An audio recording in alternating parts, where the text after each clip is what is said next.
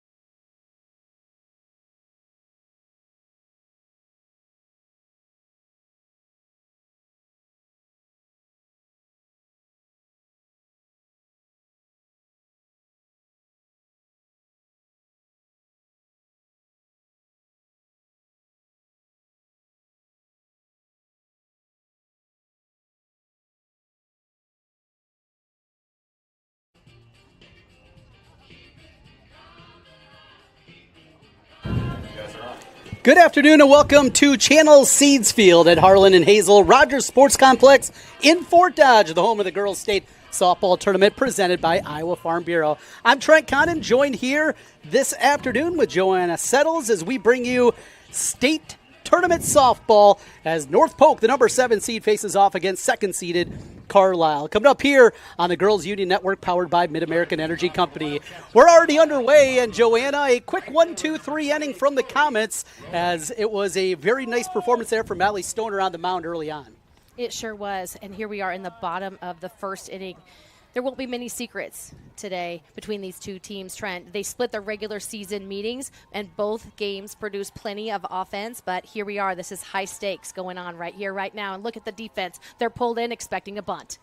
As Bird pitches, and Calco's even lead off for the Carlisle Wildcats. It's Chloe Rolling, the right fielder, a lineup that is stacked up and down. Both these teams, similar uniform sets here today. Both wearing the white uniforms with the red trim. Chopper back up the middle. That'll be a base knock from Rolling. Good piece of hitting there, and that slap hitting. You got all the infield in. You get a little bounce, and you're going to have a base hit. Yeah, Rolling just outstanding as a leadoff batter. She brings the defense in, slaps, does her step through, and that's exactly where she wants it, just a pop. Lefty stick for Carlisle with a runner on. Showing bunt, pulls back. And a called strike, 0-1. On the mound for North Polk, it is number 20, Mallory Bird. Bird getting the start here, and a very young staff overall. Bird, a sophomore. Smithy also pitches a sophomore, and Jetman, an 8th grader. The 3 pitchers this year for the Comets. Throw down to second on the steal attempt there easily as Rolling gets into scoring position with the stolen base. It's so quick off on the release of that pitch to get to second, not even close. It was off the mark just a little bit to the right. And you can see Oates looking down at her coach, looking for the signals. There's nobody better in running bases than Carlisle. They're so aggressive on the base paths. Look for a sacrifice. Look for her to advance this runner. There it is. Over to third. The throw to first in time. Runner moves up into scoring position from second. A little bit closer now to third. So runner at third, 1 out, and an RBI opportunity coming now for Olivia Freeman. Yes, when you're aggressive on the bases like that, nobody does it like Coach Jim Flaws with Carlisle. That is their 74th sacrifice by the team. 23rd state tournament appearance for Coach, and the 40 seasons for Jim Flaws with Carlisle. Great successes throughout the year, state championships. And at the plate now, it is Freeman, the shortstop, made a couple of plays back in the first inning. She did. She went to first base on the second and third out. Very solid defensive plays, and here she is. This is a big 2-1 count. You're always thinking maybe squeeze. It's so much pressure on the defense. You can see both corners are in. They might bunt just to see what the defense will do. Freeman can hit. She can bunt. Watch this one missing low as we're up here in the press box. So the count goes to 3-0 now, being careful with Freeman. The problem waiting on deck, Mally Stoner, the pitcher, future Iowa State Cyclone. And that's what that pressure does. It's a 3-0 count. That's pressure on the pitcher when the first base runner gets right around the bases. Splits the plate with the called strike, 3-1. Back to that hitter's count, though, and you have to anticipate Freeman looking for something out over the middle of the plate. Yes, first base and third base both uptight on this 3-1 pitch. Back set is Bird on the circle. The pitch showing bunt, pulling back, missing low, ball 4. Runners at the corners now for Carlisle, and stepping to the plate, Mally Stoner. Yeah, and a nice job by the center fielder, Cleaver, for North Polk to cover second base, because if you don't cover second, they will be there. Freeman already looking. They want to advance as quickly as they can, even right here. Runners on first and third. What do? Do you throw down? You can't give up a run, or do you give them second base? Let's see what North Polk decides to do. Fastball, they'll throw back to third. Runner takes second, so 2 in scoring position now for Stoner as Freeman gets another stolen base. Already 2 stolen bases for Carlisle here as we play in the bottom of the first. No score. 1, 2, 3 went down North Polk in their half of the first inning. Carlisle threatening with 2 on and just 1 out. Showing bunt again. This one dribbles foul. Good hop behind the plate there by Lucas, covering that one up right away. And she was rolling down third base. Again, I just feel tightness and pressure myself as a former player on this field. Only 1 out here with 2 runners in scoring position. And so it's also frustrating as a coach when your player doesn't put that bunt down. Missing outside, waste pitch there. Bird trying to get her to chase. And it goes to 1 and 2. 1 away, runners at second and third. Good speed out there as well. Rolling at third, Freeman at second. Trying to find a gap. Wind is blowing out here at Channel Seeds Field. Off-speed pitch, tap back to the pitcher. Bird with a nice play. Flips to first. A run will score. An RBI ground out for Mally Stoner. And the first run is plated. 1-0 Carlisle. Definitely not the prettiest hit, but you'll take the RBI to get on the board. So Stoner with the ribby and helps herself, the pitcher, on the put out 1-3 with the second out there. And it'll be Claire Benson, the catcher. That'll bring up catcher number 25, Claire Benson. Benson wearing number 25. Benson on the year with 30 hits on the season, 32 RBI, second on the team. Before we're going to get a timeout, though, in a conversation, talking things over a little bit. Going back to that play by Bird coming off the mound there. Going back to the glove side, looked like she was maybe a little bit awkward for a moment, but made it look easy. She did. She did a nice job. Again, she's working every pitch, trying to get, do the best she can, working the plate here. And it's a lot of pressure. It's a different pitch from when you're on the mound, when somebody's on third base, breathing down your neck, right? So that she fielded it cleanly was a good job. With 2 away, first pitch missing away, 1-0 to Claire Benson. Right, she's challenging the strike zone there. That was up and high, or high and out, excuse me. Benson batting .316 on the season. Struck out just 13 times all year. Here's a pitch at the knees and gets the call at 1-1. Yeah, she stays with that outside part of the zone to get that strike. 1-0 Carlisle with the lead over North Polk as they plated on the RBI ground out from Mally Stoner. This one down the left side, diving attempt, making the play, absolutely incredible. Alex Mulkey, full extension for the final out, and North Polk able to get out of a jam. Wow, what a play there. We played 1 inning of softball here in Fort Dodge, 1-0 lead as we come back. This is State Tournament Softball on the Girls Union Network, powered by Mid-American Energy Company. Carlisle 1 and North Polk 0.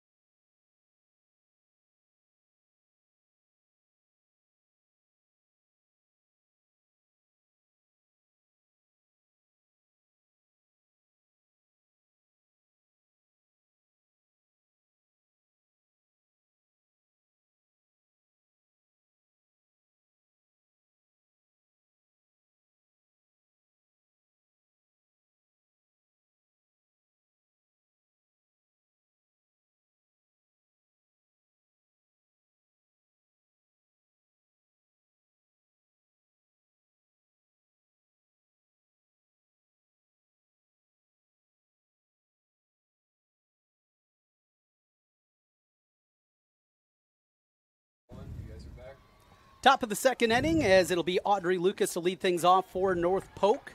1-0 lead for Carlisle over North Polk.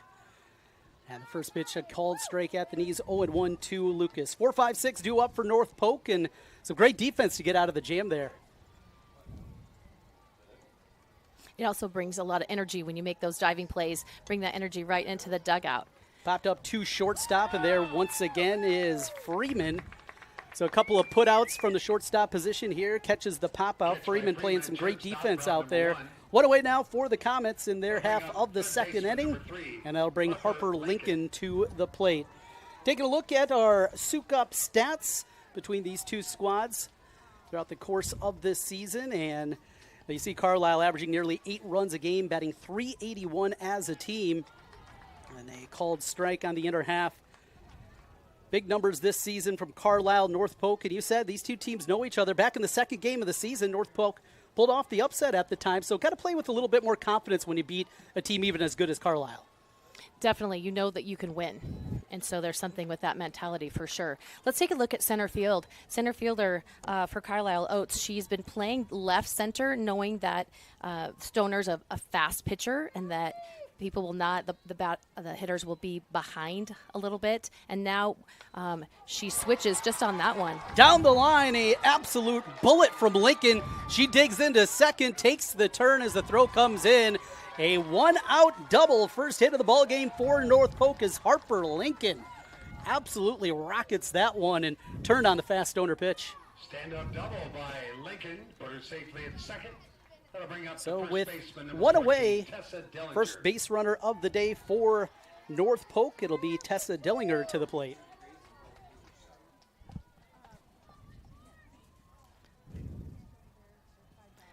Center field out, switch back to left center.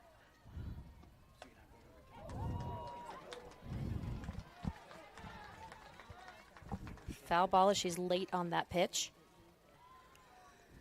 So Dillinger with an RBI opportunity, runner at second, just 1 out. 0-1 the count after that foul. Dillinger, the first baseman, another left-handed stick at the plate. As North Polk looking to answer here, trailing 1-0. So we play in the top of the second. Fastball just missed outside. Hit the spot there, but the catcher had it lined up just a little bit. One big change I've noticed here throughout the year of softball, so many teams now go into that pitch comm communication with the dugout. Not having to look at the wristband anymore, things like that. Different coaches, different styles. Not everybody go in that direction. This one's chopped foul up the first base line. And that's the other way. Yeah, it's always a challenge and an opportunity to keep up with technology. So count 1-2 now with 1 away. As Dillinger comes back in, trying to battle, and we're seeing going to the rosin here a couple of times as Stoner on a very humid, sticky day out there with the wind blowing out. This went out to left center field on a line, off the glove, from second over to third, going to stay right there. 2 runners on now for North Polk. It went out to center field, and Oates had a long run to get there and just hit off the tip of the mitt. She was positioned well, just needed one more step to her right to field it cleanly. And you know that you usually pay when somebody gets on an air. So this, again, now will put pressure on the Carlisle defense, and Coach wants to talk with his squad. Reese Smithy due up next, the designated player for North Polk. We're going to get a timeout. Carlisle going to talk things over. Come out, bring all the infield in, talk things out now. So 1 out, runners at second and third. 1-0 game already. Is this time to bring all the infield in? You like to play in the corners. What are you doing here defensively with 2 on and 1 out? Well, you are number 7 here in the lineup, so you'll just have to watch. I think they'll stay in their regular position, stay back, and then they'll just watch, and you have to charge if you see them show bunt for sure. Officially, that was ruled a hit for North Polk, so a double, back-to-back doubles. The official ruling here from the scorekeepers up top. Yeah, that ball would have been a gapper. That would have gone to the fence and been a legit double. But, again, we've watched that movement of the center fielder, and she was positioned well. So that's some good scouting by Carlisle's coaching team to put her in the right position. 2 on, 1 out. First pitch, a fastball, and a called strike, 0-1. Well, we're up here in the booth tonight, and in past years we've been down there close to the field, so got to wait a little bit longer. This umpire doesn't go directly with this call with the hand signal. Can't hear the strike call, so we'll be a little bit delayed relaying exactly what the call is. 0-1 now to Smithy. Designated player, batting in the number 7 spot, showing bunt. Throw back to third, diving back in. Good dive there from Lincoln. She slides and asks for some time. She doesn't. Everybody has to move on that. Second base was left open. Obviously, that's not the play. Good movement by left field to cover. Center field actually needs to come in a little bit. You can see second base and shortstop coming in tight here. At the corners playing in a step. Infield basically even with the base pass. Now the count 0-2 as Stoner tries to come up with something. Fastball blew her away. Got the elevation there, the rise ball, and a strikeout for the second out of the inning. First K of the day for Mally Stoner, and with 2 outs, it'll be up to Leah Muth to extend the inning. That's a great pitch. She fired that in there to seal the deal. A big second out here with 2 runners on. See the middle infield now retreating back behind the base pass, looking for that out at first base if they get the ground ball, giving them a little bit of extra time. Muth at the plate for the Comets. Watches the first fastball missing up 1-0. Muth, a junior, batting .224 on the season with 15 hits and 10 RBI. Big chance here. She can find some grass out there in a gap. Could give North Polk the lead. Important for the Carlisle defense to play this ball cleanly and get the out. 1-0 out to right center field, but right there, the center fielder, you talked about it, Joanna, standing right in the spot. Oates makes the play in the gap. No runs on 2 hits, 2 runners left on base through 1.5. Carlisle 1, North Polk nothing. We come back here on the Girls Union Network, powered by Mid-American Energy Company.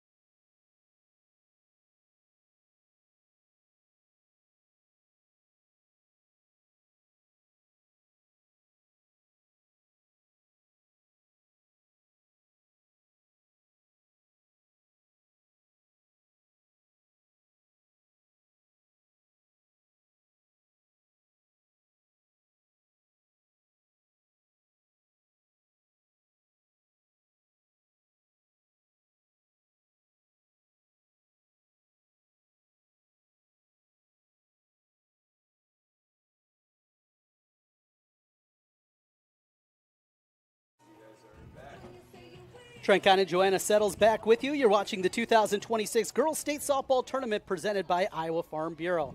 As title sponsor for the Iowa Girls High School Athletic Union, Iowa Farm Bureau is proud to champion our youth and all they have to offer for Iowa's future. We go to the home half of the second inning. Stepping to the plate, it'll be Estella Bowman, the first baseman. 6-7-8 due up for Carlisle, holding a 1-0 lead. Some good defense on both sides that we've seen in the early going. 2 well-schooled programs. A lot of successes throughout the years from both of these teams. Swing and a miss, took something off there, got her out in front. That's a nice changeup. Yeah, both these teams in the same conference. How about this loaded Raccoon River Conference? 4 of their teams here at State with ADM, Carlisle, North Polk, and Winterset. Over 2 short, long throw across the diamond in time. Good hop over there by the shortstop, Alex Molke, who made the diving grab to end the bottom of the first inning and comes up good there. Both these shortstops looked excellent early on defensively. Yeah, so it's always nice when you do a clean one-hopper right to your glove, good footwork, and really just a standard out. Ella Smith steps in next for Carlisle, the third baseman. Starts with the changeup, missing low, 1-0. Mallory Bird getting the start here for North Polk on the season. Bird making her 33rd appearance of the season, a 17-10 record on the year, also a save out of the bullpen, and a 2.83 ERA. Grounded over to third, and an infield single for Ella Smith. Hustling up the line there and using the wheels as, well, you know Carlisle likes to do. Yeah, that was a hard hit ball. You know it's the hot pocket there on third base. It's a hot corner and a good effort. Love the splits by the first baseman, but not in 10 record on the year, also a save out of the bullpen, and a 2.83 ERA. Grounded over to third, and an infield single for, as it's 1-0. Mira Heidemann next, the second baseman for Carlisle at the plate. Heidemann wearing number 43, the junior infielder, batting .289 on the season. Grounded to third again, look to second, now throw to first. We'll get the runner there. And probably the smart play there over at third base from Lincoln, knowing with the speed of Smith, going to be tough to get her even at second. Yeah, Smith had such a good jump towards second, so a good footwork. Look there automatically to second base. Wasn't there, you have to go for an out. That's 2 outs now. Rosie Hempstead steps up next for Carlisle, the designated player. DP hitting in place of Eganor. Here's a drive out to left field. There to make the play is Kadelka for the final out. No runs on one hit. There was a runner left on base. Through two complete. Carlisle 1, North Polk nothing. This is state tournament softball on the Girls Union Network, powered by Mid-American Energy Company.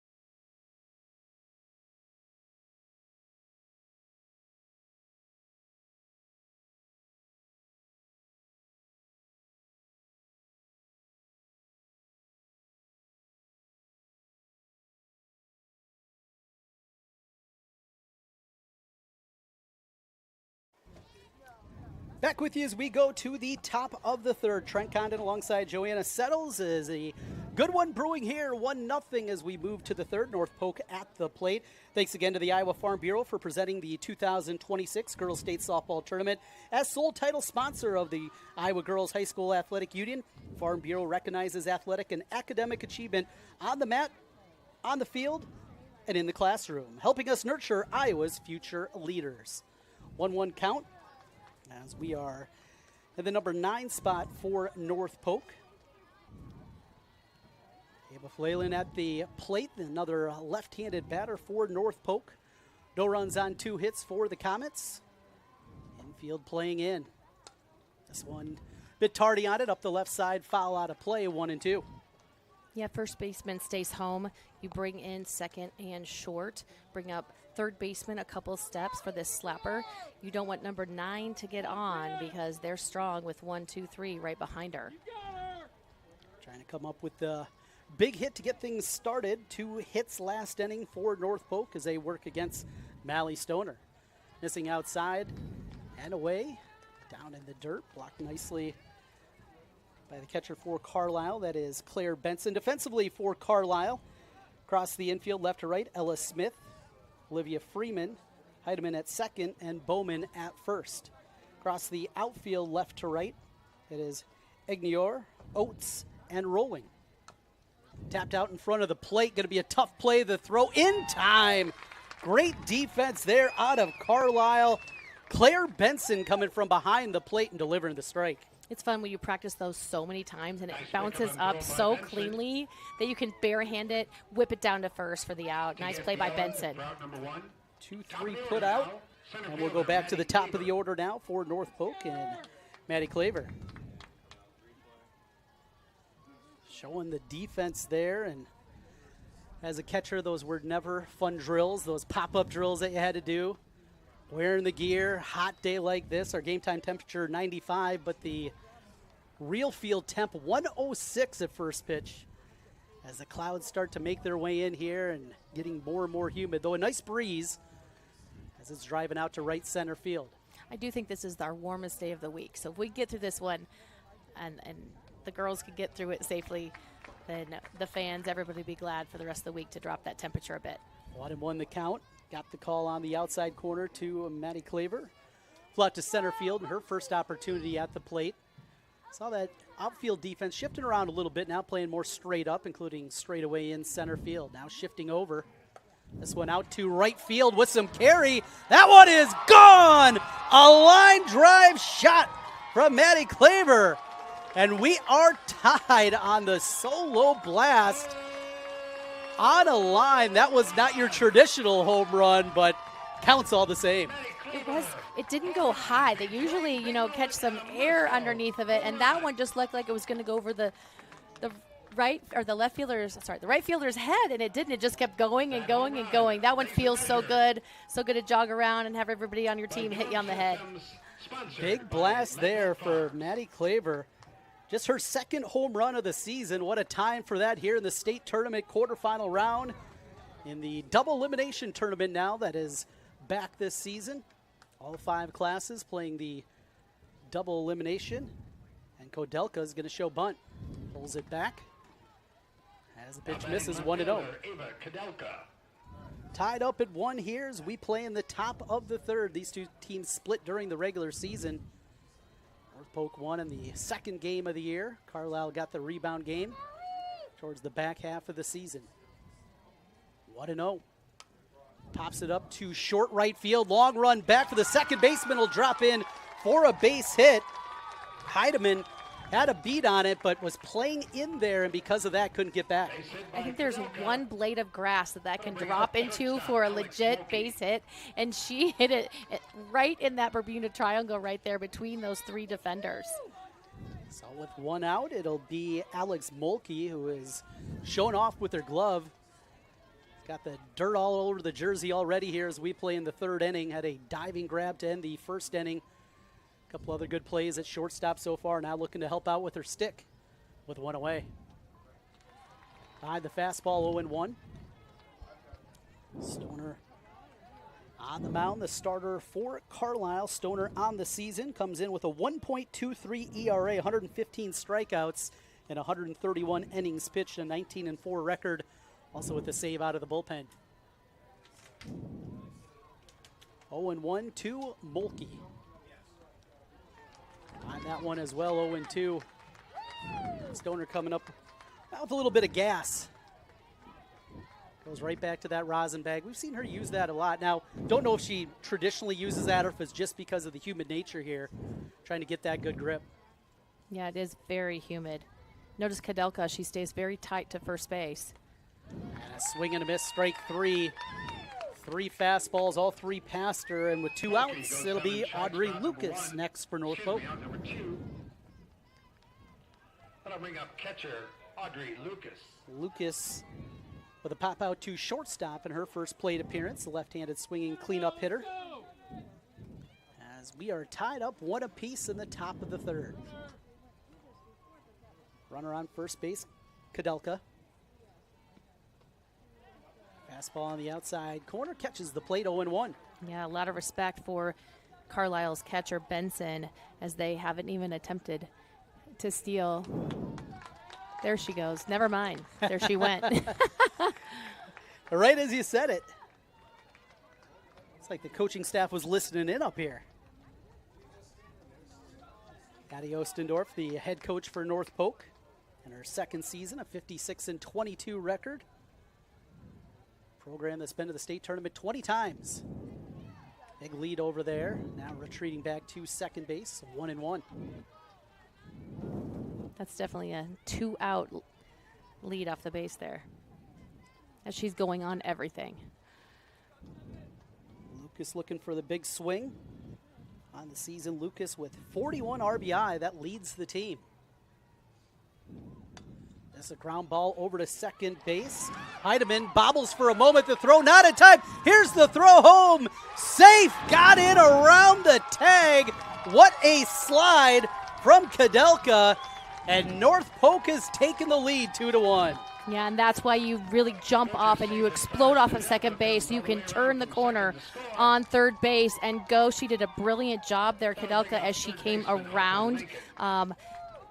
Did the out of bounds so she could get around to the plate. And we see the replay there, sliding on the backside of the bag there.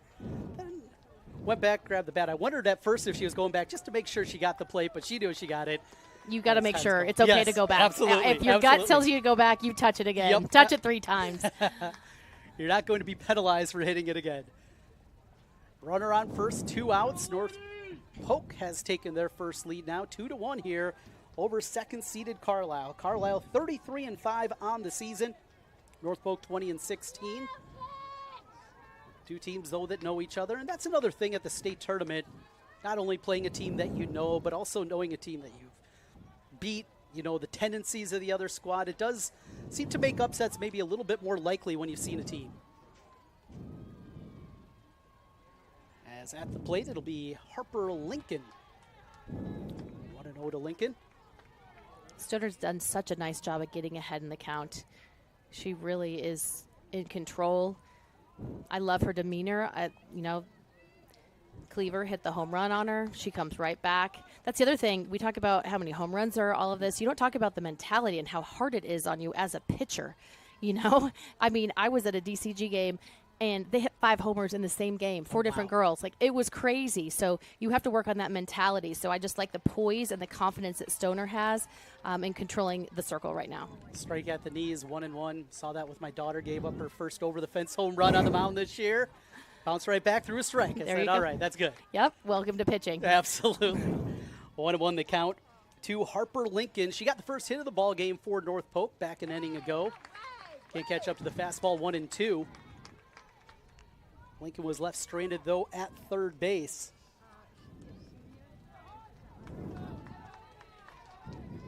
The third baseman for North Polk digs back in with the count 1-2. Just got a piece of it to hang on there, and that's a 2-strike hit, and you love to see. Stay alive, find something else you can handle. Addie Ostendorf, as mentioned, in her second season. Assistant coaches Brady Bauman, Maddie Poshwickle, and Rachel Schlatter, the coaches for North Polk. As the Comets lead it 2-1 here in the top of the third. Fastball missing outside, throw down to second. Got a piece of that one, did Freeman. Stopping it from getting into center field. Lucas steals second base. Yeah, that's a tough ball to throw down for Benson. It was high and outside, so she had to turn her body and didn't get it on the money. Count even 2-2. 2s across the board. 2 balls, 2 strikes, 2 outs. And a 2-1 lead for North Polk, looking for more. Over to shortstop. On the hop, Freeman makes the strong throw for the final out, and the side is retired. But North Polk gets 2 runs on 1 hit. There was 1 runner left on base through 2.5. North Polk a 2-1 lead over Carlisle. You're watching the state softball tournament on the Girls Union Network, powered by Mid-American Energy. The big home run by Maddie Cleaver. At Mid-American Energy, we're one company serving 1.6 million people who all need energy that's available 24/7. That's why we work 24/7. That's why we make investments in our systems that make us more resilient to extreme weather. That's why we generate power from all available resources to cover the variables in supply and demand. And that's why when the power is knocked out, we work around the clock to restore power to you. Mid-American Energy, obsessively, relentlessly at your service. Something exciting is growing on Iowa farms these days. Innovation. From tractors that seed, weed, and harvest with data-driven precision to drones that scout or plant cover crops to protect soil and water. Even our animals live in smart homes with round-the-clock care. Technology keeps your food safer, water cleaner, and makes us more sustainable. Because what we do here benefits everyone here. Life on the farm makes everyone's life better. Once again to Fort Dodge, Trent Condon, Joanna Settles with you here as we move to the home half of the third. And now for the first time today, Carlisle facing a deficit down to 2-1 against a team that they split with during the regular season. And as we know, state tournament time, throw the seedings out. It's just who goes out there and plays better. Right, and who won in 4A last year? The number 8 seed, yes, yep. Cinderella, right? They took down the number 1 seed right away in Cedar Rapids Xavier, which was a shock to everyone, and then went through, of course, that was a single elimination tournament with Pella, our 2025 champions. But both of these programs know exactly how close you can get to a championship. Carlisle won it all in 24. And then they were supposed to beat Pella, and Pella beat them 1-0. That was Emma Ekoff, who hit a home run her first time at bat, and then Pella made it to state and won. And who did they beat in the state championship game? North Polk, 4-2. So North Polk can taste it. Carlisle's already tasted the state championship, so there's a lot on the line right here. 0-2 the count. Chloe Rolling leading it off, pitch outside. Trying to get her to chase as Mallory Bird out for her third inning of work on the mound for North Polk. Yes, and to finish that up, Pella's Emma Ekoff playing in college now. She played JUCO this year. She's moving on to Florida Gulf Coast as a D1 pitcher, and she was the all-tournament team captain last year for Pella in their state championship win. Popped up off the dugout, out of play, remains 1-2 to Rolling. Rolling singled, scored the only run so far for Carlisle back in the first inning on an RBI from Stoner, also with a stolen base. Well, what a top of the third inning for North Polk. Carlisle's hoping they can answer. 2-1 our score as Rolling, top of the order and one of the top hitters in the state. Pitch outside again, 2-2. Yeah, you can see the defense, the corners are up, pulled in, the outfielders are all pulled up as well. And look how she is grasping the bat. She's really choked up as she does this. That's this Chloe Rolling with her slap, so she doesn't have the power that takes some of your power away. She wants to tap it for a base hit. This one spins foul as Rolling keeps it alive. And looking at her bat, does she have an extended grip on that? It almost appears that grip goes higher than a normal bat. That is way up there.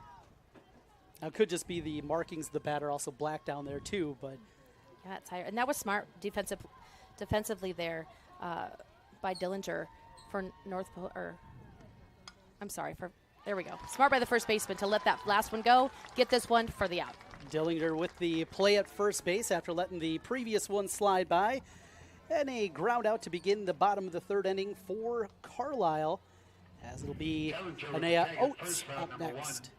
That'll bring up center fielder Anaya Oates. Anaya Oates with a sacrifice in her first plate opportunity. No sacrifice opportunity here. Tries to help herself now as she watches the first pitch. Fastball, missed just in, 1-0. Oates, the center fielder, talked about the speed at the top of this Carlisle lineup. 15 stolen bases this year, batting .483. Off-speed pitch, splits the plate, 1-1. Carlisle clinging to a 2-1 lead as we play in the bottom of the third. Double elimination tournament here. As this one's tapped over to second base, going to be a tough play. Quick throw in time. Good hop over there by the second baseman, Ava Phelan, for the second out. Good defense here from North Polk. Phelan with the throw to get Oates at first. Take that high tapper off the plate. Now you're going to have to do it against the speedy Oates. Good quick hands there at second base to deliver the strike. Yeah, and always smart to charge that ball. Every second matters. Speed pitch, and seen Bird a little bit more here the second time around. Looks like she's changing speeds a little bit more Second time through the order of Carlisle working here against Freeman. Freeman, the shortstop, walked, stole a base, was left stranded at third, shows bunt here, pulls it back. But a called strike, 1-1.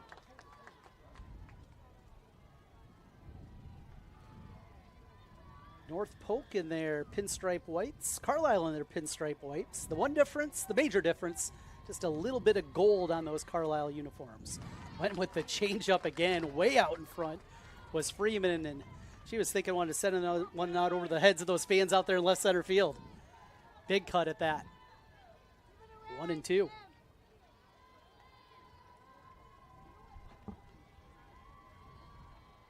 Bird ready with the pitch. Not to right center field. That's found the gap. Freeman makes the turn towards second. Here comes the throw in, not in time. A 2-out double for Olivia Freeman. She's on for the second time here today with 2 outs. Here comes Mally Stoner. Yeah, Freeman, what a fun player to watch. So focused, knows what to do. She actually wanted to get a triple out of that, but Coach had his hands up and said stop. But she was bringing all the energy and hype she could from second base with that double. Really impressed out there also in center field. Maddie Cleaver getting that ball in so quickly. Took it beautifully off the bounce off the fence and quickly got that in, keeping the runner at second. There's a change up and a called strike, 0-1, showing bunt was Stoner and pulled it back. 0-1 the count. Stoner with the RBI earlier on the ground out back to the pitcher. Now with 2 outs. Needs to find a hit to bring in that run. To second base, couple of hops over. The throw in time. Ava Whalen with her second play of the inning, and this side is retired. No runs on 1 hit. There's 1 runner left on base. 3 complete. North Polk 2, Carlisle 1. This is the Girls Union Network powered by Mid-American Energy. We're back with more in a moment. At this time. Yeah, it's a trip when you hit the road. And when you know when you've arrived. It's a trip when you get everything you want. The burger and the fries, the creek and the crick, the city and the countryside. It's a trip when you're where you're meant to be. In this moment, in this bathroom mirror, looking like $1 million. And yeah, it's a trip when it goes by fast. Des Moines. It's a trip. Make it yours. Excelling in athletics takes teamwork, dedication, and a commitment to excellence. These are the same qualities that help our pig farmers and our communities thrive. The Iowa Pork Producers Association is proud to support statewide high school athletics and the student athletes who make us all proud.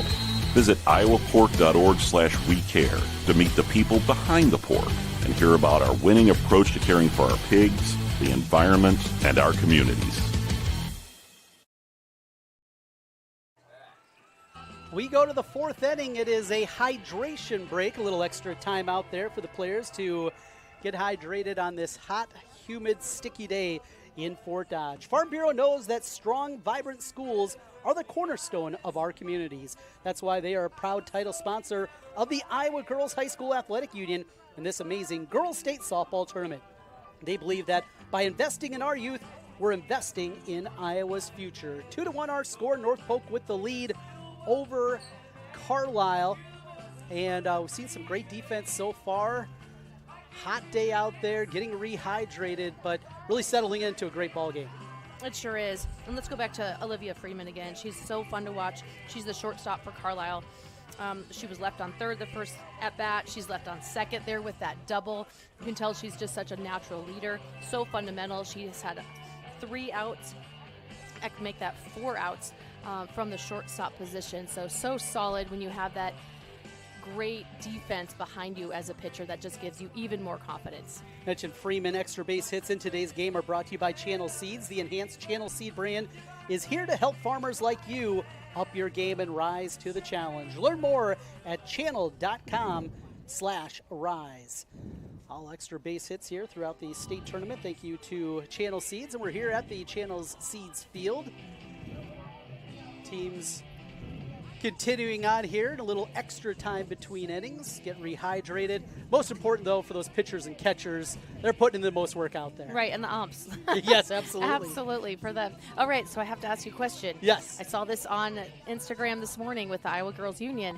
How many home runs are going to happen in all classes? So all Yes. 5 fields, all week, and it also depends on Wednesday. On Wednesday, there could be, some teams could play 3 games, so it depends on a lot of things with these double elimination. So I challenge you at home, if you're with somebody, if you're listening, and somebody else is listening with you, you got to throw out your numbers as well. So what's yours, Trent? How many home runs? I'm going to go with 28.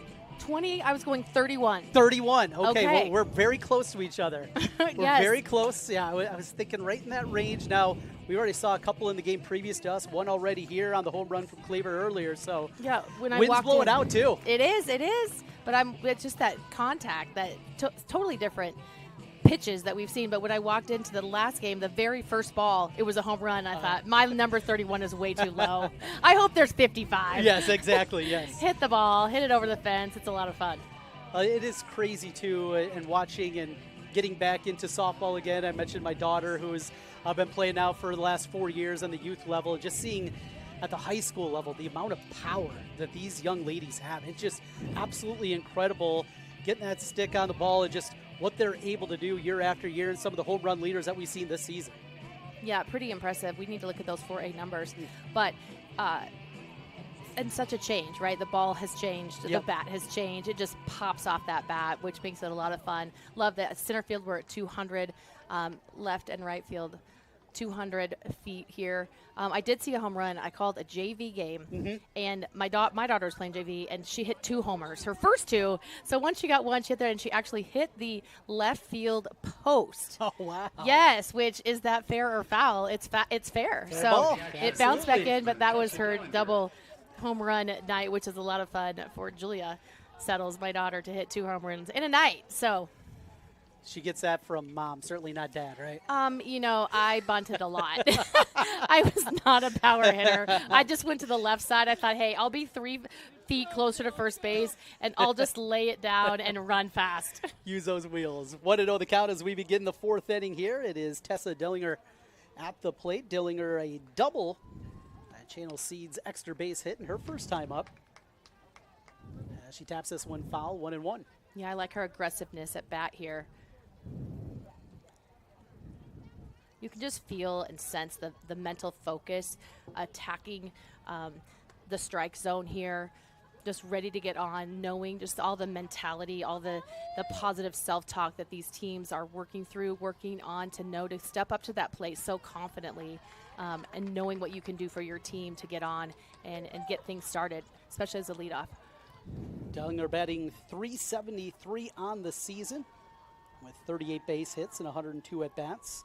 He's knocked in 16, 6 doubles, couple of triples to her credit.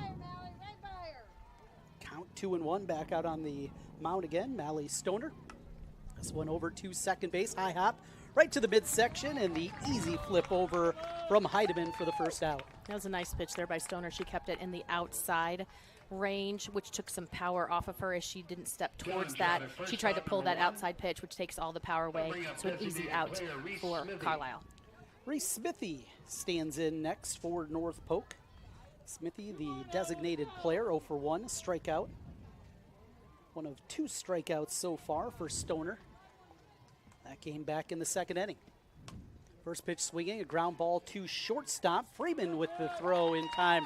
Boy, she is so smooth over there at shortstop. Fun player to watch. It is, putting on a clinic. Those are pretty basic ground balls. I mean, hasn't had, I'd like to see her backhand one. Let's mix it up a little bit so we can see the range of her skills at shortstop. 2 outs now for North Polk, and Leah Muth will step back in. Flew out to center field, which was actually right center field, but the center fielder was playing right in the gap that first time up. This one out to the right side, sliding into foul ground up against the wall. There to make the play is Chloe Rolling for the final out. Great concentration for the final out. We'll come back with more here on the other side as we go to the home half of the 4th inning. 2-1 lead for North Polk over Carlisle here on the Girls Union Network, powered by Mid-American Energy. At MidAmerican Energy, we're one company serving 1.6 million people who all need energy that's available 24/7. That's why we work 24/7. That's why we make investments in our systems that make us more resilient to extreme weather. That's why we generate power from all available resources to cover the variables in supply and demand. And that's why when the power is knocked out, we work around the clock to restore power to you. MidAmerican Energy, obsessively, relentlessly at your service. Looks like another perfect day to get out there and enjoy the summer. Oh, before she gets in the car, it's easy to choose.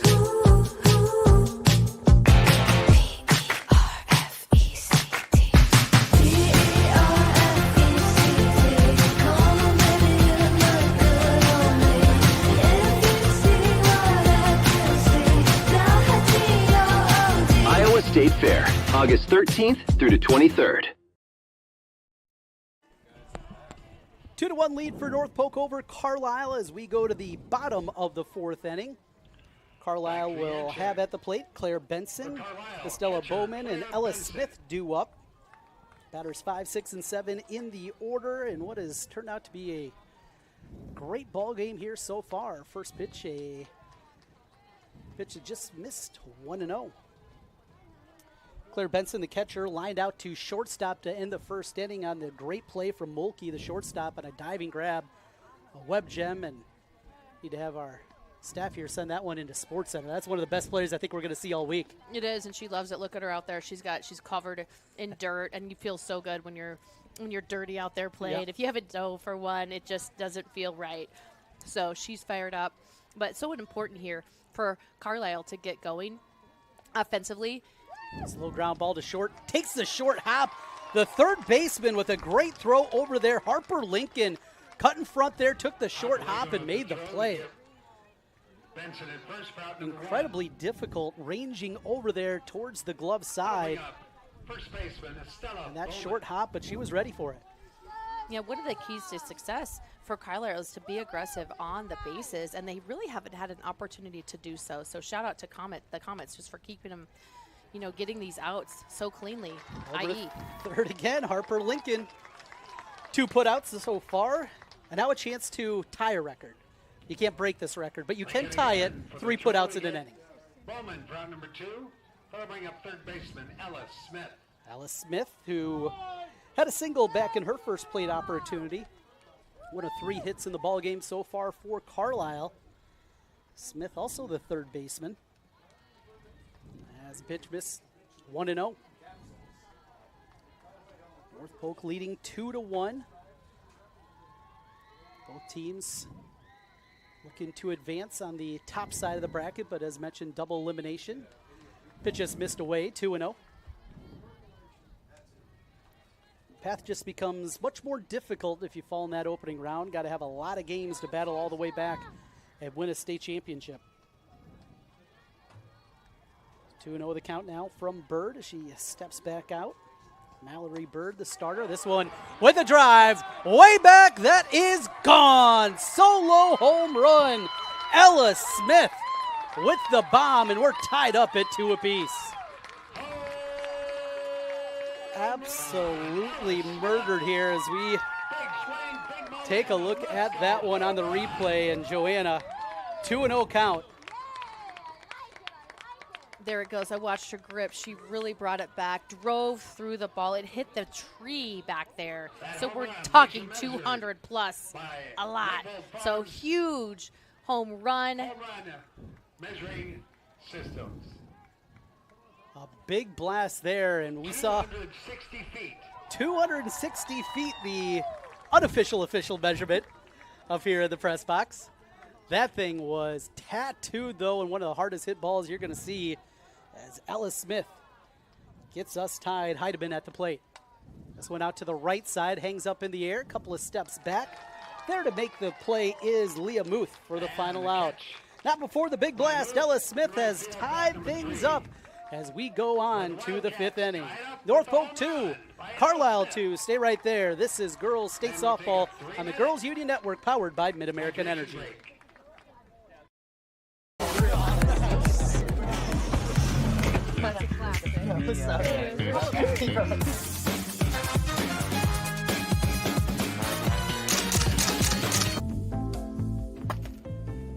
Excuse me, man.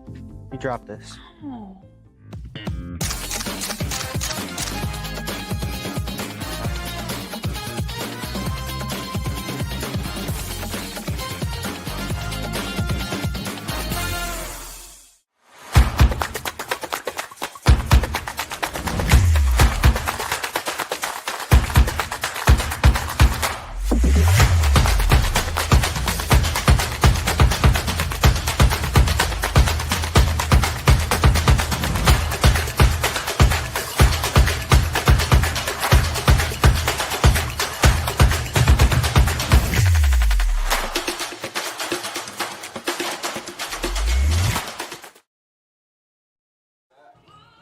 You're watching the 2026 Girls State Softball Tournament presented by the Iowa Farm Bureau. As sole title sponsor of the Iowa Girls High School Athletic Union, Iowa Farm Bureau is proud to champion our youth and all they have to offer Iowa's future. I'm Trent Condon, joined here for the next two with Joanna Settles, and boy, we have definitely had a great one so far. 2-2 our score. We've seen some homers. We've seen some great defense. Just a well-played softball game here today. It is. I mean, both teams with the solo home run cleaver for North Polk that we just saw Ellis Smith for Carlisle. I mean, 2-2. We knew it would be a tight battle, and here we are. Again, both pitchers doing very, very well, getting it ahead in the count, playing it smart. You know, there hasn't been a walk in the game. Yeah. So just some great pitching. Something's got to give. Who's going to come up with the big one? That's what we're looking to find out. And 2-2 our scores. We make our way into the fifth. And for North Polk, yes, you beat them earlier this year, but that was way back in May. You played them again. Carlisle got them the second time. I mean, the confidence that they have to be playing with now. Yeah, last time out didn't go our way, but we're right there with 3 innings of softball, and we can win this thing. No, it's truly anyone's game, which, you know, I'm going to go ahead and say the winner of this game is going to win the state championship. Oh, really? I'm saying that because of the drive they have. You have to understand the history. You have to understand what tomorrow is, but you have to understand what's happened in the past. I mean, Carlisle's been there, done that, and North Polk has just had that fire with them brewing the whole season as they lost in the championship game last year, and you want it so bad when that happens to you. Earlier today here over on Channel Seeds Field, number 1 seed ADM was a winner over Burlington to move on the top side of the bracket. Western Dubuque winner right before we came out here to the field, a winner over Winterset. So tomorrow it'll be Burlington against Winterset on the bracket of opportunity. Do not call it a consolation bracket. Don't call it a loser's bracket. Joanna, it's a bracket of opportunity. Hey, you're not out of it. That's right. You know, yes. and it used to be, it was the consolation. That's Yep. what it was. Yep. I played there twice. I know. And you still have fun, but it's the pressure's off in a way, and the intensity, you're still trying hard, but the championship is out of reach. And this year it's not. You know, you got to put your rally caps on and go win tomorrow and see what can happen on Wednesday and go play 3 games and get back in it. That'd be pretty cool. The Iowa girls softball Hoosiers version. That's right. Absolutely. Would love to see that and love the opportunities for these young ladies to continue their softball careers. And it's not over with one bad loss. Sometimes it's one bad pitch or one bad inning or one bad swing can be the difference. Opportunities are going to be there. Play it through. And most of these have gone through this playing in AAU, playing travel ball, knowing that, hey, one win, sometimes not enough. Got to do it twice and get those opportunities. As we move on here to the 5th inning, Ava Flalin will get things started. The second baseman. And a slap bunter. Kept that one behind, but a called strike, 0-1. Yeah, again, the defense pulled in. Center field goes to left center. Freeman at shortstop kind of stays in. She's in the base path, but you'll see the second baseman come in even tighter as she begins to slap. 9-1-2 due up for North Polk here in the top of the 5th inning. Tie ball game. 2 runs on 4th hits for both sides. This went out to left field, drifting in right in front of the infield to make the play is the left fielder for Carlisle, and that is Ignior for the first out. We think so much about the infield and where they are too, but those outfielders also got to be charging in. Right, and if they're in their normal positions, she wouldn't get that ball. So it changes everything, which is why that's a lot to practice, right? And how about Stoner keeping that ball high in the strike zone there force the pop out and making it easier on her defense. One out as we go to the top of the order for the Comets, and Maddie Claver. Home run her last time up on a line drive blast out to right center field. Tied things up at that point. They added one more later on in the inning. Since then, a home run for Ella Smith has tied us up again as we sit at 2-2. 0-1 the count as Stoner's ready with the fastball at the knees, missing just a bit low. That was a fastball. I'd like to see the speed on that one, the number that goes with that pitch. She's throwing some hot. Future Iowa State Cyclone, Maddie Stoner. Maddie Stoner has already got the right colors out there with the gold trim along with the, I'm not sure if Cardinal is the official color of Carlisle.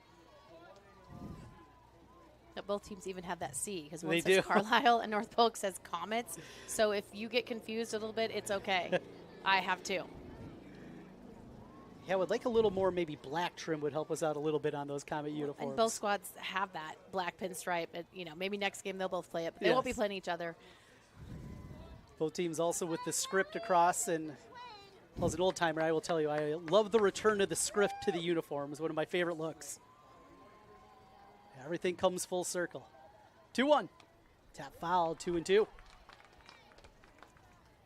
Claver with the home run back in the third inning. For her, just her second home run of the season. Leading the way with 6 this year is Audrey Lucas for North Polk, 5 out of Alex Mulkey.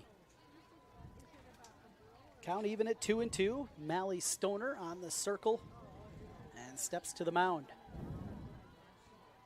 With one away, ground ball too short. Freeman ranges towards the hole. The strong throw just in time to get the speedy Maddie Claver for the second out. Nice play And by again, that Freeman. was To get outside Claver for out number 2. in the strike zone, but on the outside of the plate, forcing her to take it to her Cadelka. stud shortstop. Freeman, as we see the replay here, showing that range, that time into the hole. That quick 1-2 throw. Don't have time to pat the glove in softball. No, but she still collected herself, gathered herself, and made a good throw. Swing and a miss, strike one to Ava Cadelka.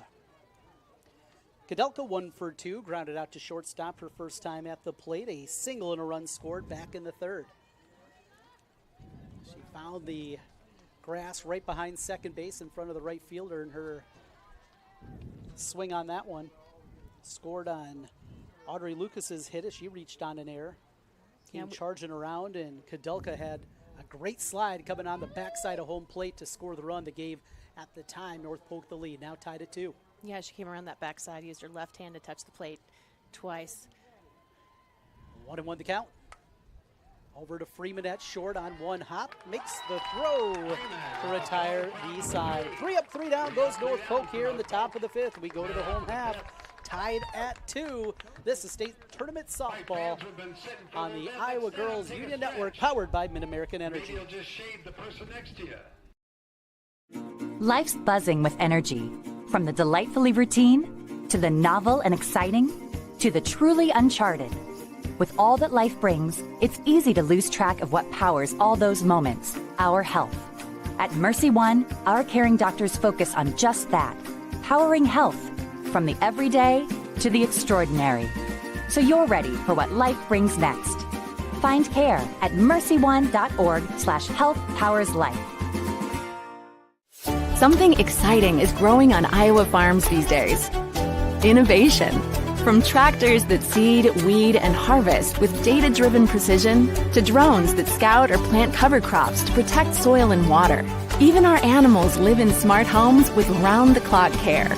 Technology keeps your food safer, water cleaner, and makes us more sustainable. Because what we do here benefits everyone here. Life on the farm makes everyone's life better. Opening round of the 2026 Iowa Girls State Softball Tournament. Number 2 seed Carlisle and 7-seeded North Polk.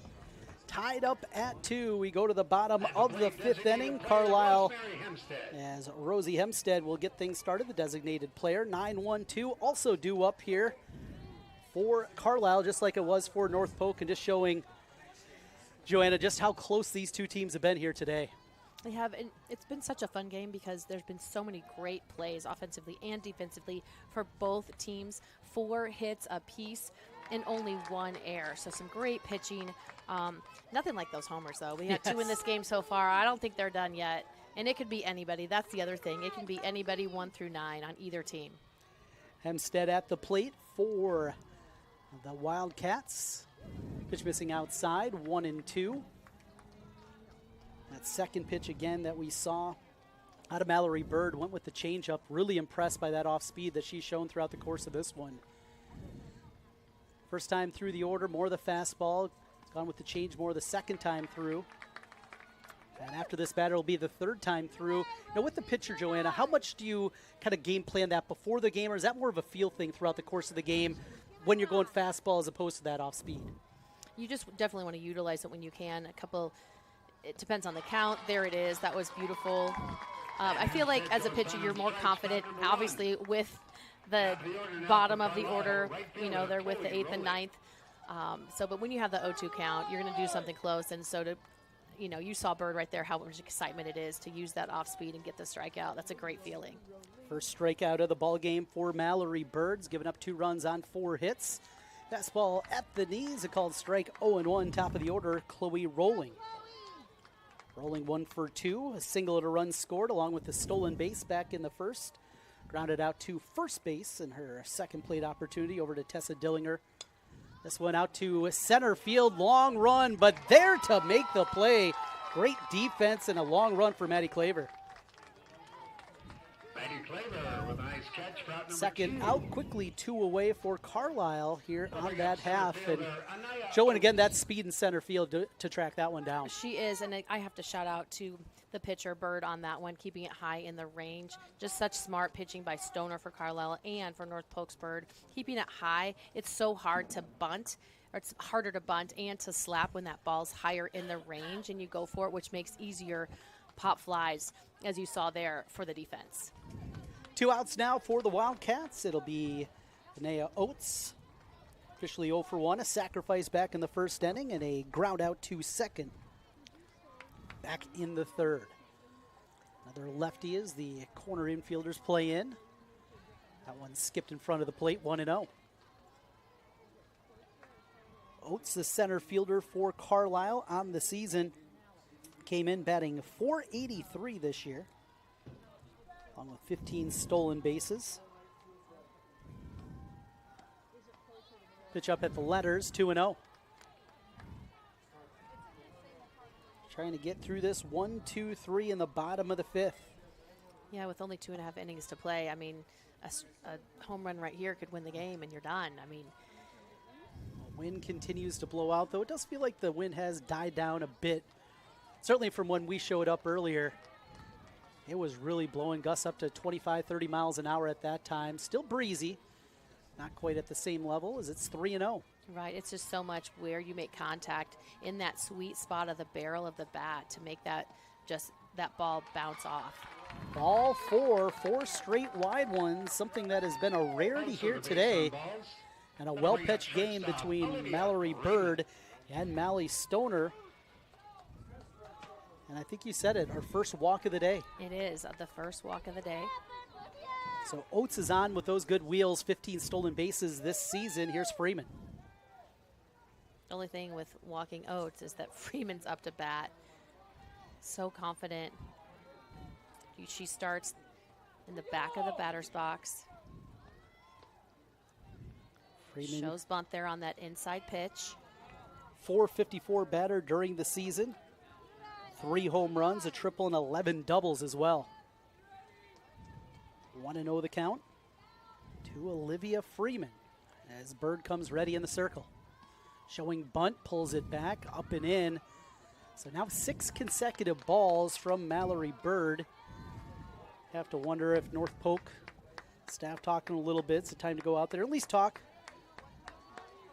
Well, those balls are high and tight. They feel like as a lefty batter, you feel like you're going to hit you in the head, which makes you a little more timid. Freeman shows that bunt again, pulls it back. Throw to second on the steal attempt on the helmet, but safe. Got the tag there, but not in time. We talked about the wheels of Oates. And she's got another stolen base. And notice that Freeman was on the left side because she's not a left-handed hitter. She was showing bunt there and to help her teammate advance, which is what Carlisle does so well. She is a right-handed batter. Now she gets up in the front of the box and ready to hit. Misses that one. Bird went with the changeup and got her well out in front again. We've seen that a couple of times so far from Freeman. Though she has reached twice back in the first inning, and the double back in the third. Double here would give Carlisle the lead, the 2-2. Swing and a miss, strike three, pops out of the glove. The throw to first completes the strikeout as Freeman is retired for the first time here today. Brilliant off speed by Bird to get the last out. Another strikeout for Mallory Bird. Her second of the day will go to the sixth, tied up at 2. This is State Tournament Softball on the Girls Union Network, powered by Mid-American Energy. SWIC is a community. Southwestern Community College is a place in rural southwest Iowa where students from across the world come to be a part of a tight-knit family, Spartan Nation, where they study, train, grow, thrive, and are called by name, not by number. At SWIC, we are one.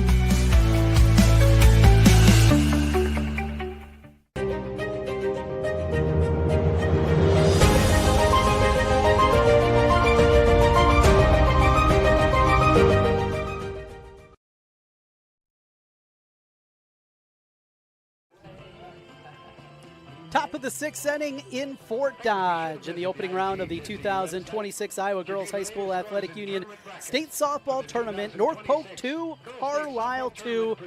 Two conference foes, two teams that know each other well, and we thought we had a chance of another tight ball game, and here we are now coming up with that big play, that big moment, and could be the difference here today.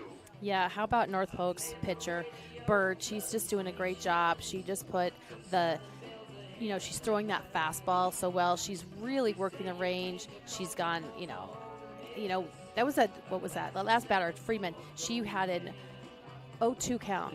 Sorry, she had a 2-0 count. She had a 2-0 count. You steal on that one, and then to come back and strike her out on the off-speed pitch, just brilliant by Bird.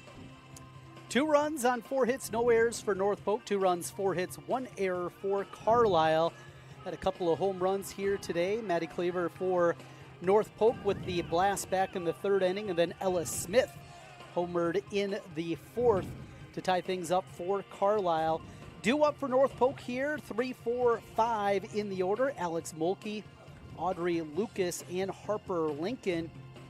And in the sixth inning, got the heart of your order up. Definitely feels like a big moment here for North Polk, trying to push something across and get that lead. Right, and for Carlisle, so important to get that first out, give your defense some confidence, give Mally Stoner some confidence in the circle, and try to go 3 up and 3 down, see what you can do. But the momentum swings, it's just tight. It's not, nothing's gotten away from anybody. 1 run is as much as they've, no, two runs in the third inning there when North Polk did so well. That 2-run inning was big, starting off with that home run. So, well, good news is the chance of rain has changed a little bit since, when I looked this morning before I got on the road, and then looked again when I got here. Fingers crossed that we're going to be okay on that front, but it's weather in Iowa in July. You never know on that front. One thing, it has certainly started to cool down at least just a little bit out there. 94 degrees, down a little bit from what it was at its height. But after today, Joanna, things are going to be much better as we see the umpires taking their hydration break once again down there. Going to be much better for the umpires, for the players going forward. Right, just safer, especially with this double elimination tournament. Mm-hmm. You're playing more games, and so important to keep our athletes safe. Players back out on the field now after the hydration break, getting a little extra time, and back out to the circle once again, Mally Stoner. Stoner got the start here for Carlisle after a great season with a 1.23 ERA. The senior, future Iowa State Cyclone, a 19-4 record this year, 115 strikeouts on the season. Stoner making her 27th appearance of the year on the mound here at the Channel Seed Field. On the 4A bracket earlier today, both the top seeds advanced. The number 1 seed ADM with the victory over Burlington, and 4th seeded Western Dubuque a win over number 5 seed Winterset here, tied up with the 2 and 7 seeds. And coming up, myself and Joanna, we're going to have the call for you of Fort Dodge and Clear Creek Amana. That'll be the next game here from Channel Seed Field. Back ready for live action as Alex Mulkey steps to the plate. Mulkey 0 for 2, a ground out to short her first time up, and then struck out in the third.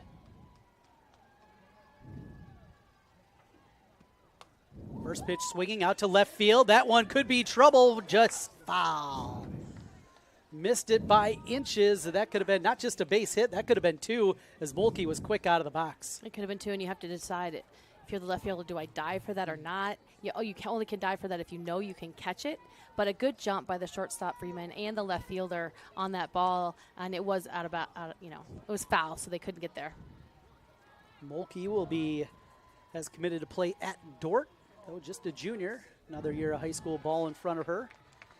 And a called strike on the outer half, 0-2.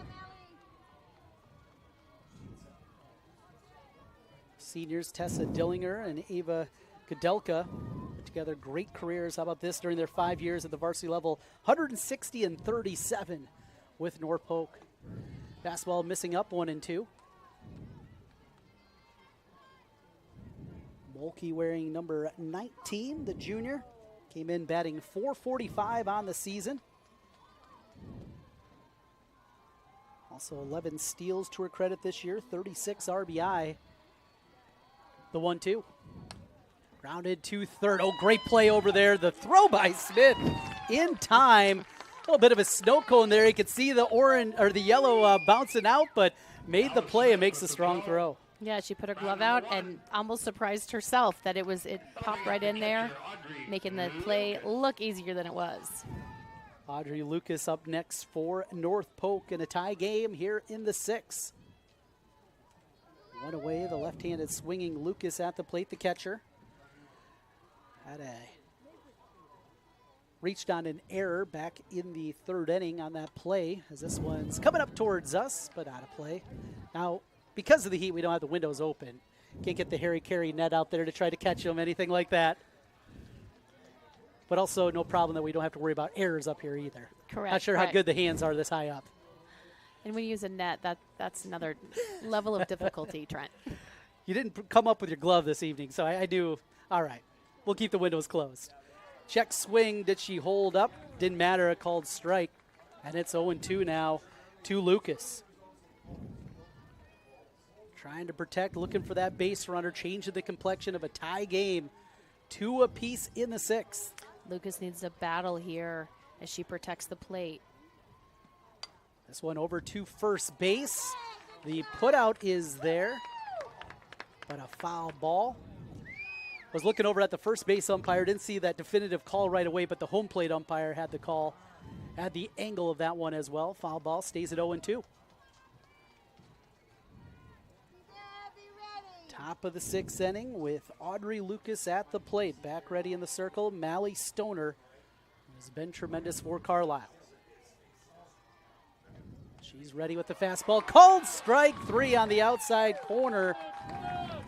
3rd strikeout of the day for Mally Stoner, and there's 2 outs. Yeah, great pitch. Just grazed the outside of that plate for the strikeout. Harper Lincoln has one of the 4 hits so far today for North Polk.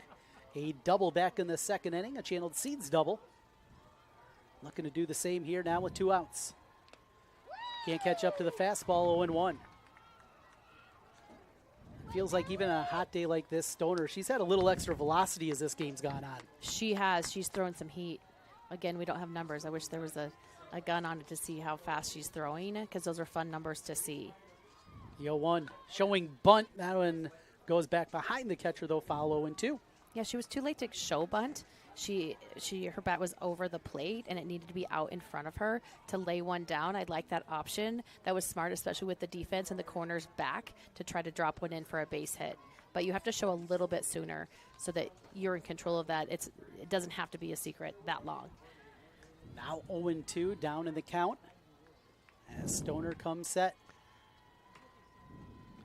Shows bunt for a moment, now drives it out to right field, drifting back there to make the play is Rolling for the final out. 3 up, 3 down goes North Polk in their half of the 6th inning. Carlisle will take their shot in the home half. When we come back, this is State Tournament Softball on the Iowa Girls Union Network, powered by Mid-American Energy.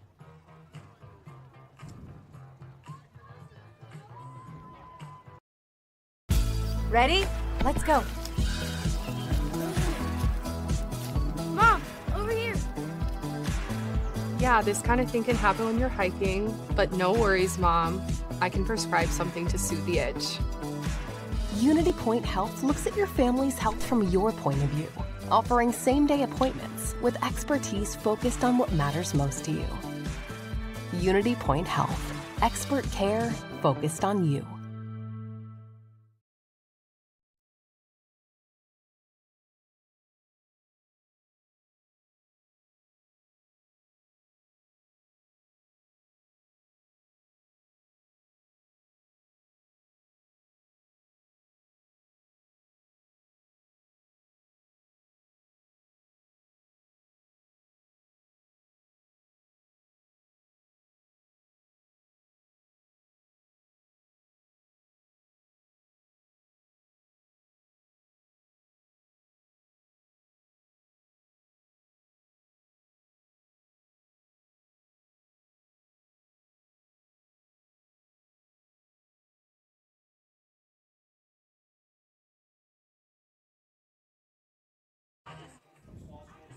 Welcome back once again to Fort Dodge, here with you live on the Girls Union Network, powered by Mid-American Energy. We get ready for the home half of the 6th inning, tied up at 2. Trent Condon alongside Joanna Settles as we go back to Mally Stoner as the pitch skipped in front of the plate, 1-0 to the pitcher. Pitcher-on-pitcher battle here. Stoner already with an RBI on the ground out back in the 1st inning, and then grounded out to second base in her 2 plate opportunities. 4, 5, 6 due up for Carlisle in this tie game. Bird back out to work again. Got the call at the knees, 1-1. 1-1. Now Carlisle, they beat Newton 6-1 in the Region 2 championship to get to this matchup. Newton had a very successful season led by 2 of their seniors, Max Sims. She had 8 home runs this year, and Ava Williams had 7 home runs. So always a tough loss for them, but they battled well against this Carlisle squad. Pitch misses outside, 2-1 now to Mally Stoner. Stoner, Benson, Bowman due up for the Wildcats in the bottom of the 6th, scheduled for 7. Off-speed pitch to center field. Drifting in a couple of steps there to make the play is Maddie Klaver for the first out here in the home half of the 6th. Defenses continue to be solid all the way around. Just 1 error in this game as Claire Benson comes up for the 3rd time. Benson, the catcher, with a line out to end the 1st inning and a ground out over to 3rd back in the 4th. Hit the ball well both times, but nothing to show for it as she sees the first pitch catch the edge, 0-1.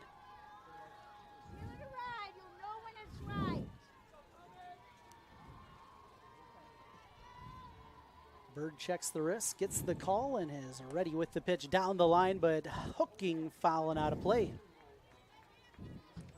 Into the bullpen. And not much action happening in that bullpen. No. I think both coaches very happy with their performances, and both for the circle. Out there for North Polk, Mallory Bird. Mally Stoner on the other side for Carlisle. Pitch just missed. Try to frame that one in there. Audrey Lucas didn't get the call, 1-2. Yeah, a nice 0-2 pitch there, trying to extend the zone.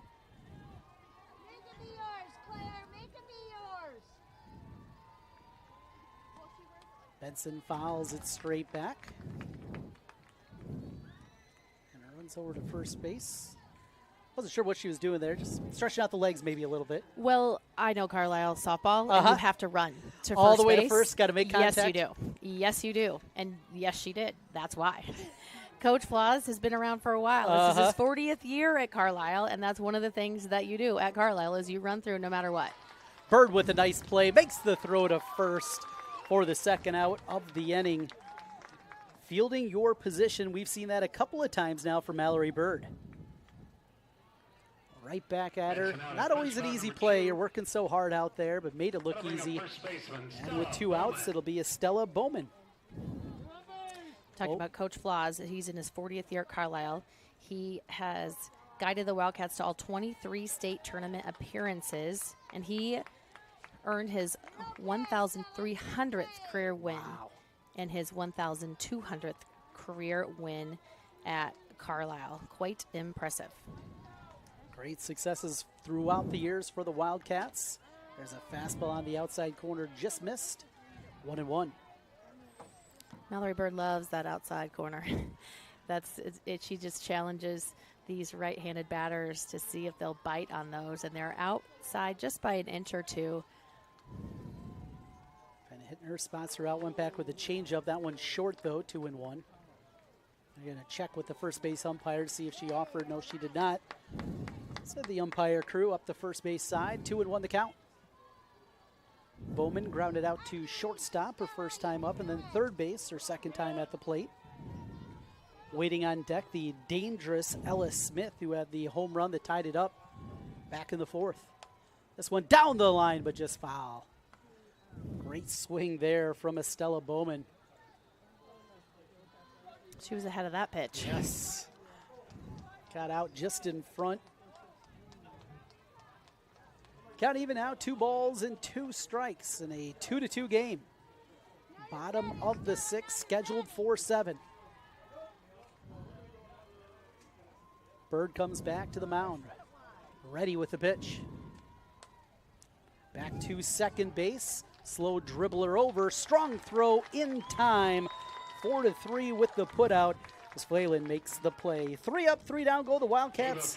As we played 6 complete, we go to the 7th inning, tied at 2. This is state tournament softball on the Girls Union Network, powered by Mid-American Energy. At Mid-American Energy, we're one company serving 1.6 million people who all need energy that's available 24/7. That's why we work 24/7. That's why we make investments in our systems that make us more resilient to extreme weather. That's why we generate power from all available resources to cover the variables in supply and demand. And that's why when the power is knocked out, we work around the clock to restore power to you. Mid-American Energy, obsessively, relentlessly at your service.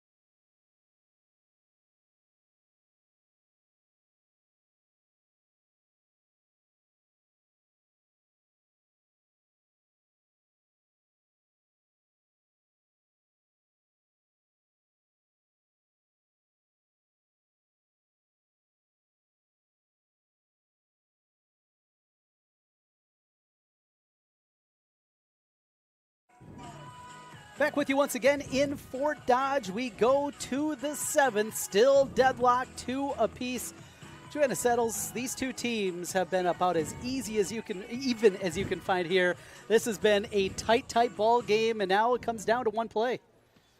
It does. It comes down to one play, but when you take every single pitch, one pitch at a time, you know, one at-bat at a time, one inning at a time. Let's go back to that last pitch that Mallory Bird had. She loves to pitch on the outside of that strike zone to those right-handed batters. She pitched to the outside. If you don't step into that pitch and take that ball to the right side of the field, it takes your power away. And that last one was just an easy ground ball to the second baseman, an easy out, which was a great pitch by Mallory Bird, doing little things really well. Mallory Stoner comes out to the circle once again for Carlisle. Stoner has given up 2 runs on 4 hits, had 1 error back behind her defensively. Trying to get through this one as she will deal with 6, 7, 8 due up for the North Polk Comets as Tessa Dillinger has one of those 4 hits, a double, a Channel Seeds double back in the second inning. Was left stranded at third. Joe's bunt here, taps it foul, 0-1. Again, she was late showing. Put it out there, put it down, and make the defense do their job. So you can see the third baseman coming in hard there and quick. That's Ellis Smith on the corner. But you got to get that bat out and put one down. When that's your job to bunt, you got to get it done. Dillinger, a future player up in Minnesota with Minnesota Crookston at the D2 level. As the senior watches that one at the belt, now down to the count 0-2. Going to take a little extra time, reacquaint herself, settle back in. Again, that's a pitch that she doesn't like. It's outside. We flip from our Mallory Bird conversation to our Mallory Stoner conversation, just working the outside of that zone. 0-2. Went outside, missed 1-2. Bit of a waste pitch there, trying to get her to chase. Dillinger, though, was not the one coming up swinging on that one, finding something she can handle now at 1-2. Got some pop in that bat. Center fielder switched again to go more right center. This one right out towards her. What's some carry? That one is back against the wall. Making the play is the center fielder, Oates. Tracked it down, and if she hadn't taken those few steps over, I'm not sure she would have got there. She did it just before that pitch. It wasn't on the first 2 pitches. Just for whoever, somebody yelled out, coach yelled out, whoever has an assignment, and here it is. I thought there was the replay to right center. So moving around, you try as coaches to predict who's going to pull it, who's not, and the prediction from the dugout was right on. Great play in center field for the first out here of the 7. Swing and a miss, strike 1 to Reese Smithy. Smithy, the designated player, hitting in the spot of the pitcher, Mallory Bird. 0-2, a strikeout in the first, a ground out back in the 4th. Fastball, didn't get the call, 1-1. Let's take another look here at that play in center field, Joanna. There, and what you don't see is that she just moved over to the right in order to backpedal. It was overhead. That's a difficult catch to make, and she did it well. Fastball away, and it's 2-1. Reese Smithy, the DP, in the lineup on the season. Smithy batting .242 this year, 12 RBI, 15 hits on the season for the sophomore. Trying to get something started here with 1 out on this 2-1 pitch. Back the middle, but right there to make the play is Stoner. Completes the throw for the second out. Yeah, nice outside pitch to take care of things herself. Number 8 hitter, Leah Muth. Right fielder stands in with 2 away now for North Polk. Trying to push across a run to take the lead here as we are deadlocked 2 apiece. And Oates goes even further towards right field in that right center gap and comes in a little shorter. Batting .224 on the season. Fastball missing outside, 1-0 to Muth. 15 hits this year, including 3 doubles.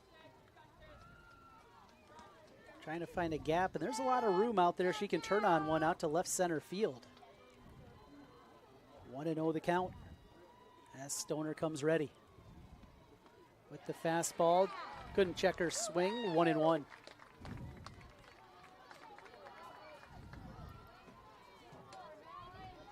North Polk back in the state tournament 4 consecutive years, the 20th overall in school history. 1-1. Got a piece of it, 1 and 2, and also got a piece of the catcher there, Claire Benson. Those are tough, but a good battle at the plate. Battling with 2 outs. Leah Muth trying to get something started. Muth takes a peek down, and now is ready to go with the count 1 and 2. Stoner strike 3, throw to first just to complete it. Another strikeout for Stoner, and now Carlisle will go to the home half. A chance to win it with a run when we come back. This is the 2026 Girls State Softball Tournament presented by Mid-American Energy. We're back with more in a moment. Something exciting is growing on Iowa farms these days. Innovation. From tractors that seed, weed, and harvest with data-driven precision to drones that scout or plant cover crops to protect soil and water. Even our animals live in smart homes with round-the-clock care. Technology keeps your food safer, water cleaner, and makes us more sustainable. Because what we do here benefits everyone here. Life on the farm makes everyone's life better. You're watching the 2026 Girls State Softball Tournament presented by the Iowa Farm Bureau. As sole title sponsor of the Iowa Girls High School Athletic Union, Iowa Farm Bureau believes in the Iowa girl and cultivating individuals with great character, a strong work ethic, and exceptional leadership skills. By investing in Iowa's youth, we're investing in Iowa's future. 2-2, bottom of the 7th, and now for Carlisle, you put one on the board, you move on to the top half of the bracket. This is a time for Ella Smith to shine here. She had the solo home run. Now she just needs a single just to get the bats going, get them fired up, and try to score here in the bottom of the 7th. We go back to that home run for Ella Smith, and that one, Bird fell down 2-0 as she starts with a changeup 1-0. Don't want to give Ella Smith an opportunity in a hitter's count where she can be sitting dead red on a fastball. No, she's already proven what she can do. 1-0 the count to Smith. This one missing, and back to that 2-0 count now. To Ella Smith, came in batting .347 on the year, hit her 6th home run of the season. Taking the team lead in that category this year. There's a ground ball too short. The throw is there in time for the first out. Oh boy, that felt like a big one for North Polk to get Smith. Yeah, good contact. Just didn't hit it too hard. An easy play defensively for the Comets. Mulkey with the play again over at shortstop as time is going to be called, and we are going to get our first substitution of the ball game is coming to the plate. It'll be number 35, Kaylee Janes. Our substitutions are brought to you by IMT Insurance. Learn how you can be worry-free with IMT at imtins.com.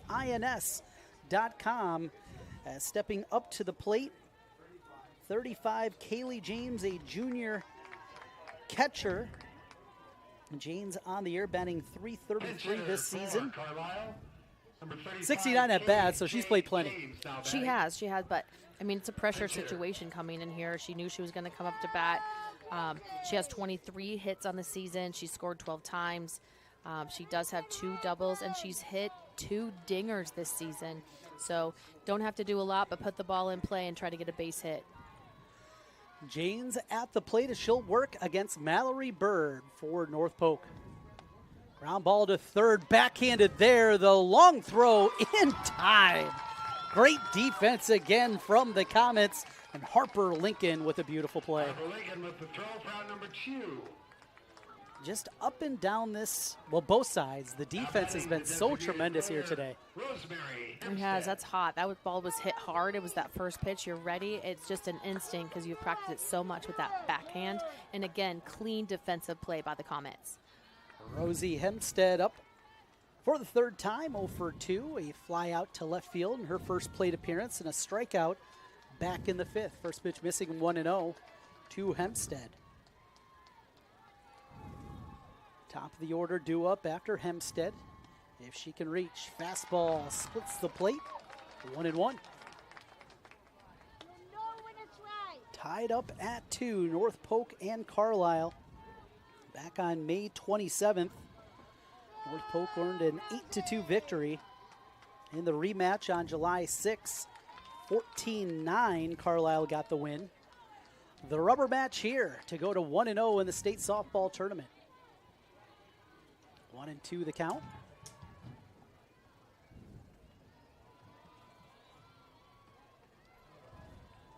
Winner of this one will play tomorrow here on Channel Seeds Field at 5 o'clock.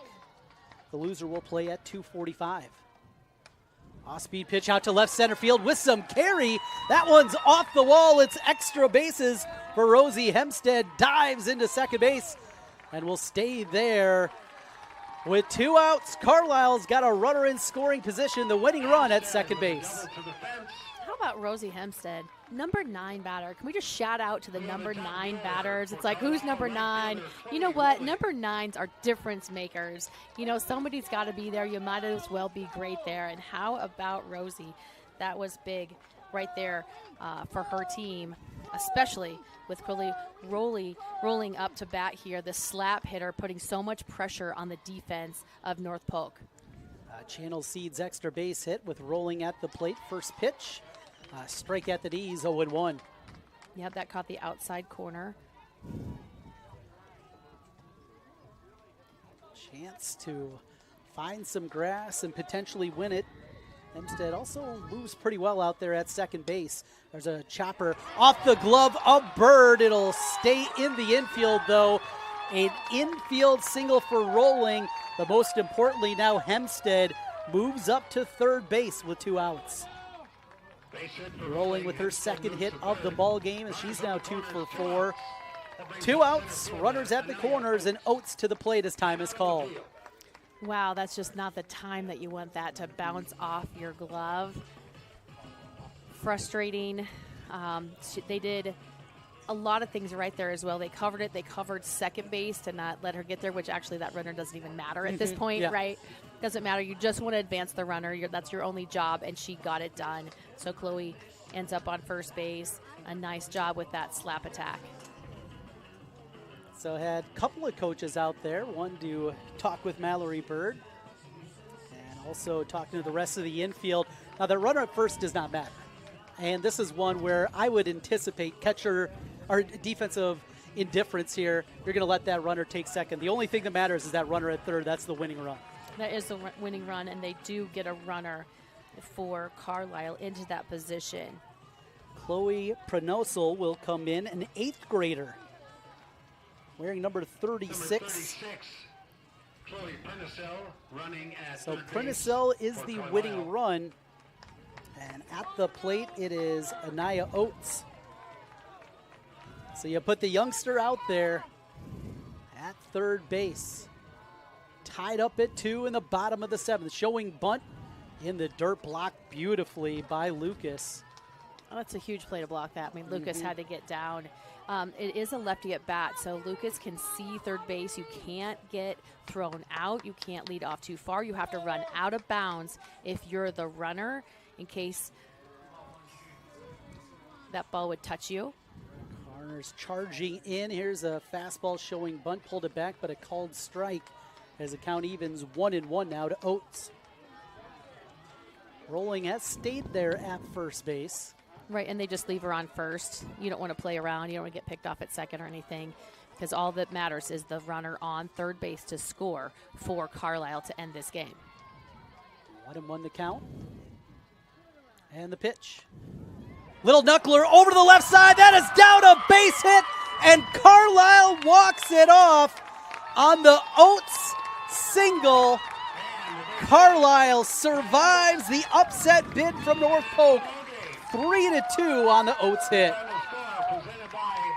Well, didn't get a ton of it, Joanna, but got enough of it to get it out there to the grass and win this opening round. Yeah, she just tapped it right into shallow left field, which was an easy score for the runner on third for the Carlisle Wildcat win to advance.